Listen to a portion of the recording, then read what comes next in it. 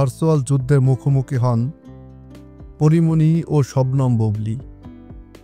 ঢাকাই ছবির আলোচিত দুই অভিনেত্রীর মধ্যে ঝামেলার সূত্রপাত হয় ছেলের জন্মদিনে বুবলীর ফেসবুকে আপলোড করা একটি ভিডিওকে ঘিরে। পরীমনি ও বুবলীর দ্বন্দ্ব ফেসবুকে সীমাবদ্ধ ছিল। দুজনে এ নিয়ে সামনাসামনি কোনো কথা বলেনি। তবে একটা সময় বুবলীর বড় বোন নাজনীন মিমি ইঙ্গিতপূর্ণ কথা বলেন পরীমনিকে ঘিরে। তারপর পরীমনিও তেলে বেগুনে জ্বলে ওঠেন, ফেসবুকে আরও কথা বলেন।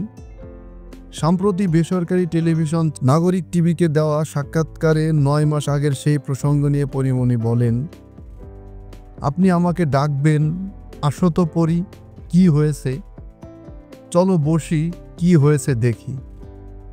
তা না করে আপনার ভাই বোন 14 গোষ্ঠী নিয়ে আমার গলা চেপে ধরবেন। কথা প্রসঙ্গে পরীমনি আরও বলেন, বুবলীর বোনকে তো আমি চিনতামই না। ওনার বোন যখন একটা বাজে স্ট্যাটাস দিয়েছে, এসব যখন আবার আমার লোকজন আমাকে দেখাচ্ছে, তখন তো বিষয়টা খুবই দুঃখজনক। যার সঙ্গে আমার কথা হচ্ছে তারই আমাকে বলা উচিত।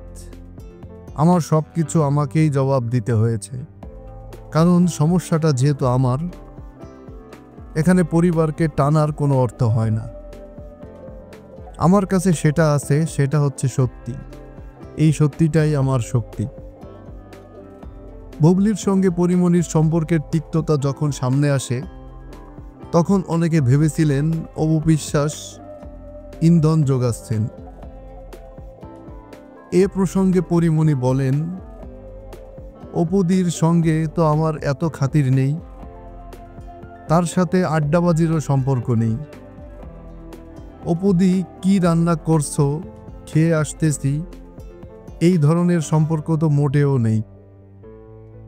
তবে অপুদিকে আমি পছন্দ করি, ভালোবাসি, এটা সত্য। কিন্তু উনি আমাকে কতটা পছন্দ করেন এটা আমি বুঝতে পারি না মাঝে মধ্যে।